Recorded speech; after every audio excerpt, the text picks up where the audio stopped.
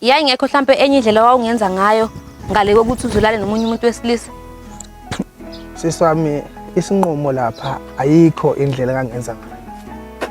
Isinqumo mase sewutsheliwe ukuthi lento inje ibanje. Mina la engayiphambanisa khona kwaba kanye kwakufanele ngenze njani ngithatha ingane yami endala engayizala komunye umuntu ngisafunda isikole. Kwafanele yantshela ukuthi thatha ingane yakhe endala uyenze umfazi wakho. Nganqaba. Ngeke ngithathe ingane yami mina ngilale nengane yami. Lento ila eyavela yaqala khona ke yangishintshela. Isifuna ukungiveza obala. Yasithi umfazi wesi4 akube omunye ubhuti okuthiwa uSenzo. Ha. Angilobole yena emva kalokho sishade endaweni kubonakala. Sanibonani babukeli beNethezeka TV. I'm your host uNtokozo wakadludla ngaphansi kohlelo oluthi istory sami. Namhlanje nginiphathele ubhuti ozosichazela kabanzi ngestory sakhe esimenze wabhalela ohlelweni. Sikubingelele ubhuti ohlelweni sawubona. Yebo sabona sisini njani? Siyaphila unjani? Hayi ngiyaphila kakhulu sisi wami. Yikho nje ngize ngabhalela ohlelweni nje khona inkinga embhekene nayo sisi wami enkulu kakhulu. Lo okhulumayo uVusimuzi owakaXuku. Ubhuti Vusimuzi ngabe yini emenze wabhalela uhlelo? Iluphi lolu daba asiphathele lona namhlanje? Udaba engifika nalo kakhulu ngisenkingeni enkulu.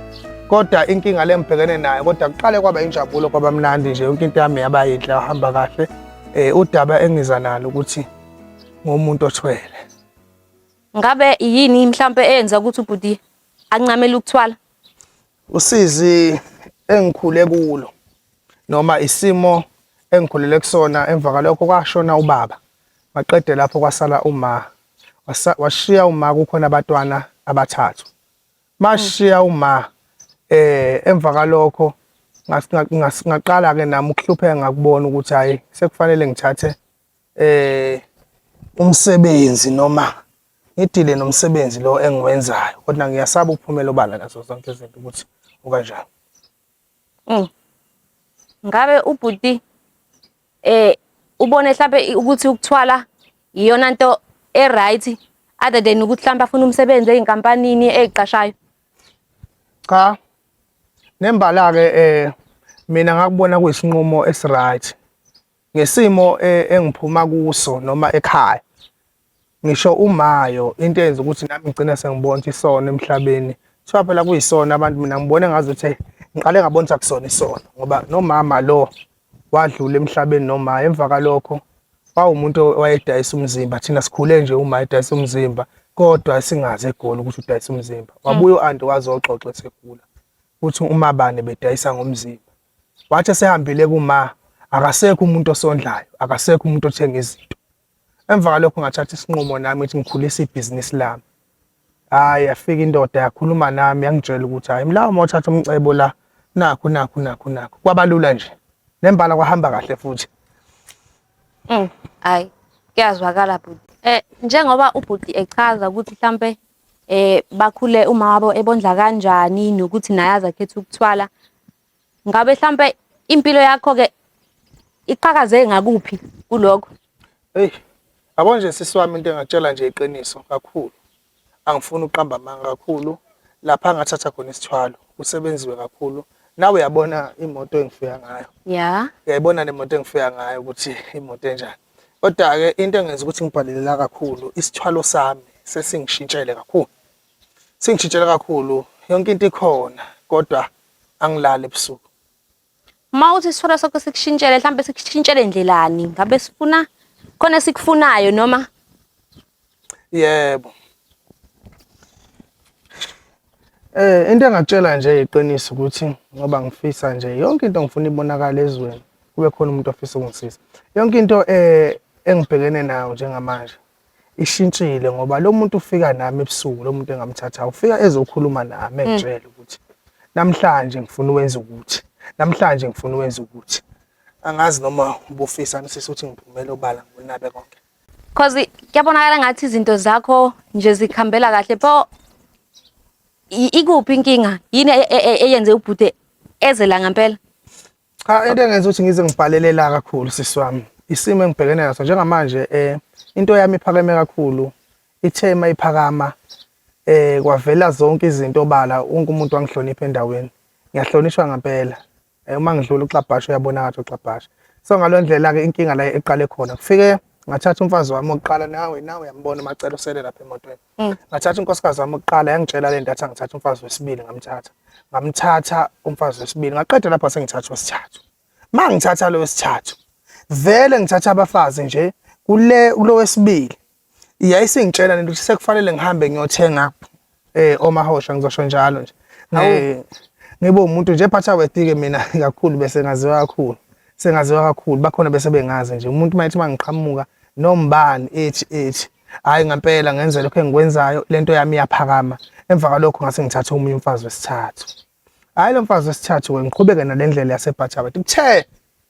kwasekushintsha ke yasithi lento kimi angilale namanye amadoda mangilala nenye indoda ngizoyinikeza imali fanele iphume kimi mina fanele ngilala indoda ngayilala ngempela futhi indoda waphumela obala nje khona umunye umbhemu yasaba ngisho umbiza igama ngendlela okuyiyo kodwa wakashanda lo mbhemu kakhulu mfethu kakhulu la umbhemu lona uyena umuntu esenze nayo izinto ithelente sengishintshele sithi angilalwe mina yangisusa sisi wami la kuqala khona inkinga ngempela ke manje kunzima kubuhlungu kubuhlungu kakhulu yangisusa ekhaya athi angihambe ngibe ngase Durban station kunomuntu ozombona osuke wesivili kade eboshiwe usephumile uzobe egqoka nokuthi ihamba nomuntu lo muntu ufanele umbingelele umbize ezemotweni umuphi imali uyena umuntu ofanele kulala lapho kwinto ebuhlungu kakhulu ngempela ngambona lo muntu lento ikhuluma nami ngambona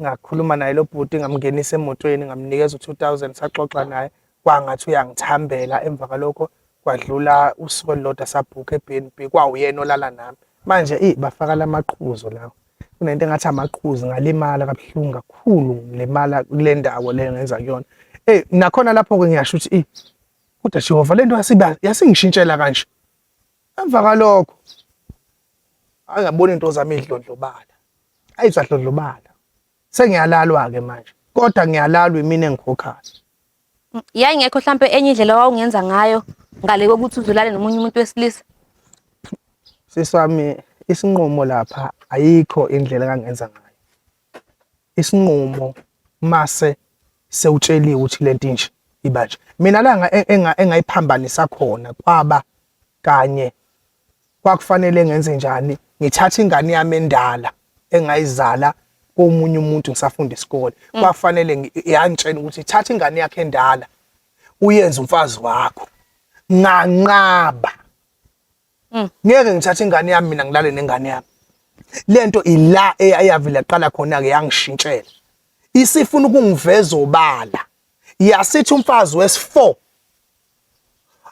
akube omunye ubhuti okuthiwa usenzo angilobole yena emva kwalokho sishade endaweni kubonakala yona ke into engilethela kakhulu ukuthi ngisehlazweni njengamanje into zami ziyaqala ziyadlibhika ama-truck ami ayashayisa into zami ziyadlibhika ngoba ubona nje ngifike nale moto nje nokunye nje kade kulimele ingane yami le yomfana ivele nje yaginqika nemoto lapho ngiyathula ngiyabuthi hayi lento isiyangidla idla mina sekufanele ngithathe umfazi oyindoda ngigana oyena kubeni ingane amakhosikazi amathathu mangibuyela kancane emuva ngizwa ubhuti ethi kuthiwa isithwalo sakhe sithi makathathe umuntu unkosikazi wesine njengoba usho ukuthi usuganelwa amakhosikazi amathathu sesifuna unkosikazi wesine manje oyindoda ngabe uzomshada yini njengokufuna kwesithwalo iyona into engilethela nje sengifisa ukwelekelelwa kodwa ngomnumzane kunzima ukuthi ngathatha enye indoda ngilobole ngishade ihlaze lingaka enizokuthela ezweni nobaba ongisalayo khona engasekho emhlabeni isithunzi sakhe sovuka kanjani njengoba ubhuti ethi usabela isithunzi sikababa wakhe mawuqala udaba lakho la uqale ngokuthi uma wakho wayenondla ngemali yalomsebenzi ayewenza. Yebo. Manje yini mhlawumbe ukubona engathi mhlawumbe kunokwehlisa isithunzi kade ungakusabi lokho ekuqaleni uqala lo msebenzi? Yebo, into eyenza ukuthi ngakusabi lokho kwakwenziwa uma wayekwenza le goli akekho umuntu owayekwazi. Sakwazi ngoba esengasekho sekukhona inkinga ekhona. Sesikhuluma no-anti naye segula, sekuyena ositshela iqiniso. Lokho ukuthi nami ngilale namadoda bengikwenza eminyameni akekho umuntu ebazi. Nalokho ukuthi ngilalwa amadoda bengikwenza eminyameni akekho umuntu ebazi, bengakwenzi nomuntu. Lento yami bengangikhetheli umuntu wendawo, indoda yendawo bengayikhethi. Kodwa la into esingenza ukuthi ngicine sengibhalela la ohlelweni ukuthi lento isifuna ngiganwe yenye indoda, shuthi yonke lento kufanele ivele obala ukuthi mina ngiyalala namanye amadoda noma nawo amadoda ayangilala. Uma ngathiwa mhlambe isithwalo sakho bhuti sithi thwala ngoyedwa kulamakhosikazi akho, ungavuma ukukwenza lokho? Cha, mangakhuluma iqiniso ngoba indoda enesibindi kakhulu. Ukhona engakwazi ukumthatha oyedwa, ngasho ngavuma mangithi bamthatha oyedwa. Yini mhlambe engakwenza ukuthi uvume lokho? Into engangenza ukuthi ngivumele lokho ukuthi nami ngibalekele ihlazo lokuthi endaweni kwaziwa ukuthi mina sengiganene nenye indoda, ngilobole enye indoda. Ukushona into yanombani, akekho umuntu ongalokho engilandela ngalo mbuso. Oh, ubhuti unabo abantwana? Uma ngabe ukuthi unabo, angabayala athini mhlambe ngalesi sithwalo sakhe? Angahlambe nabo uma ukuthi naye kuyenze kuyadlula emhlabeni, nabo abenze lo msebenzi ade wenza? Cha, kakhulu-ke abantwana nginabo, bakhona kakhulu. Kodwa-ke nje sisi wami mangikhuluma iqiniso, angifiseli ingane yami lento futhi angimfiseli omunye umuntu.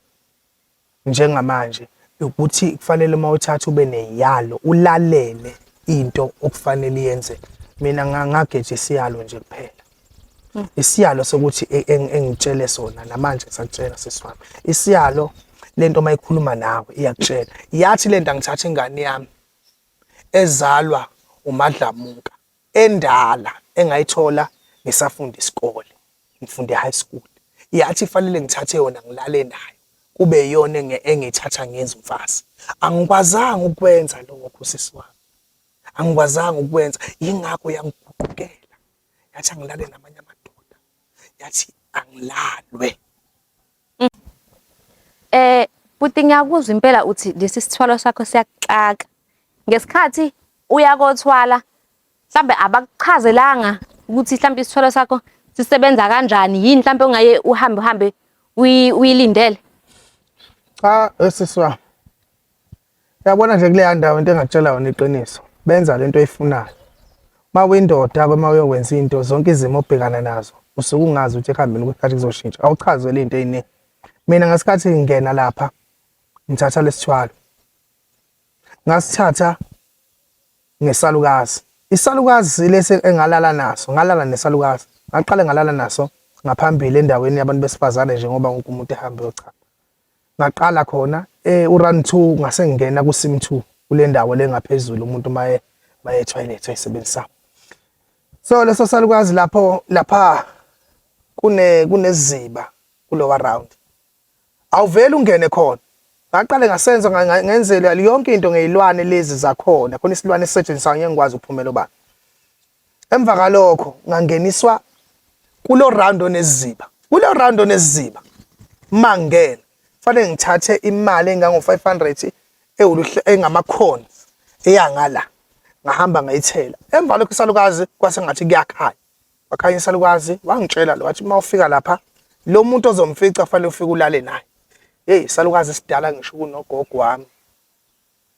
Isalukazi wena ongathi mawubheka ngazuthi siya mhlambe nje umuntu osemdala naye seyigulela, kodwa oseyigulelayo noma osenephunga lokuthi imdala. Kodwa hey angifuni ukuqamba amanga.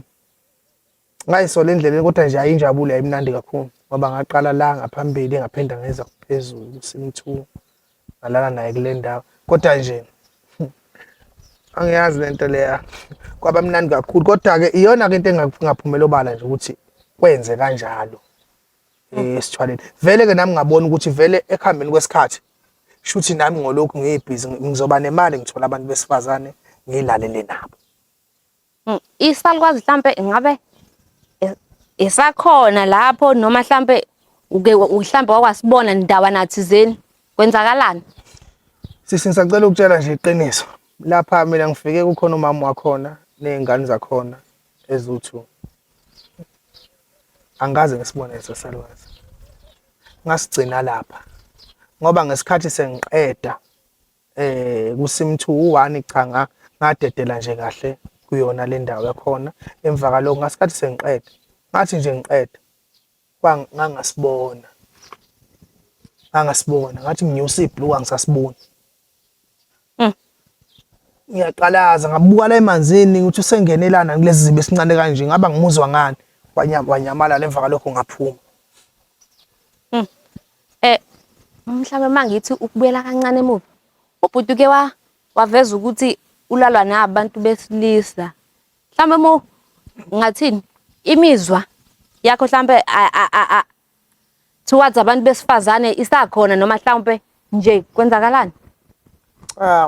Into engicela yona iqiniso sisami imizwa yazi ngibuke abafana sengabe umuntu othanda ukuyijimela.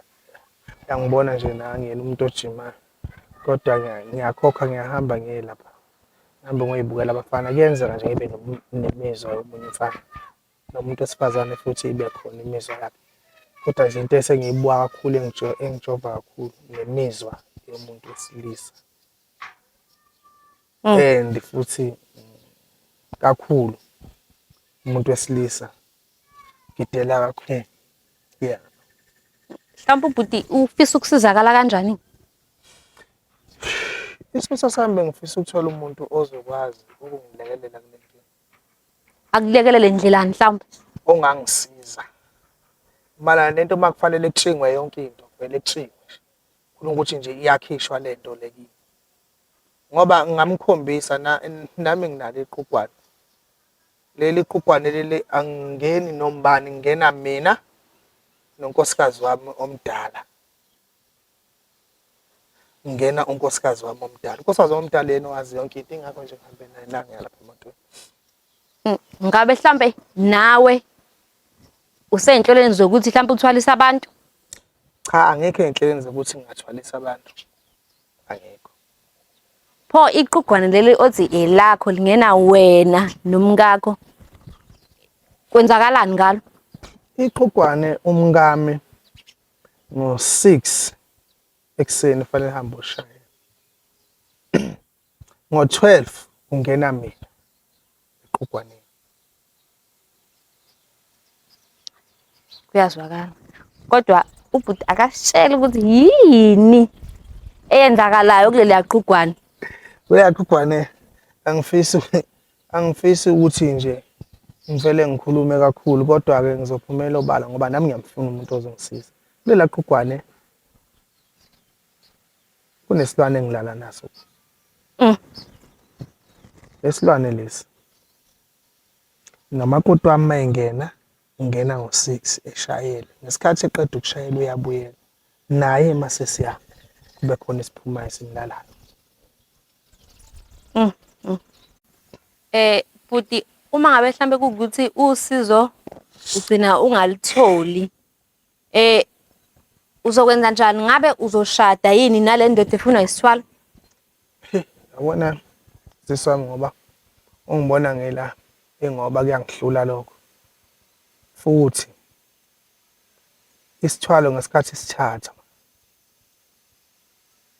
Ngesithatha lesithwalo ngatshelwa kahle ukuthi anginakho ukuyibulala mina, anginakho ukuthatha intambo ngibeke endaweni. Ngihe amakhosikazi asohamba makufanele hamba abantu sobobuka mabefanele bebuka. Mangukuthi akekho umuntu ongisiza ngoba ngikwazile ukubhalela kulelo hlelo. Akekho into engizoyenza ngizomthatha lo mfazi bamfunayo. Lo yindoda. Ayikho into engizoyenza. Isithunzi sikababa wakho sona uthini ngaso ngoba ubukade uthi awufuna ukuthatha lo mfazi wesine oyindoda ngoba nakho uvikela isithunzi sababa bakho. Ngoba ungibona ngila ngizofuna usizo. Ngifuna ungibeke ezweni lonke kubonakala. Awukhona ongangisiza ngoba ngilwela isithunzi sikababa. Uma kuthi sekuhluleke khona lokho, akekho ongisizayo.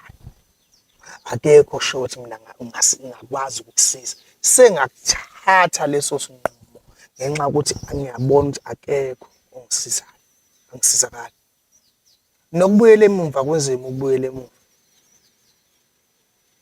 Nokubuyela emuva. Kodwa ngithemba ukuthi ngisazoqhubeka. Yaba ngichaza. Cha, but ungakhali. Babukeli, uma kukhona onemibuzo angasibhalele ey'nkundleni zokuxhumana ku-Facebook siyatholakala ku-Nethezeka TV, naku TikTok siyatholakala futhi khona ku-Nethezeka TV, naku-YouTube. Ungasithumelela lapho imiyalezo nemibuzo onayo. Siyabonga kakhulu babukeli.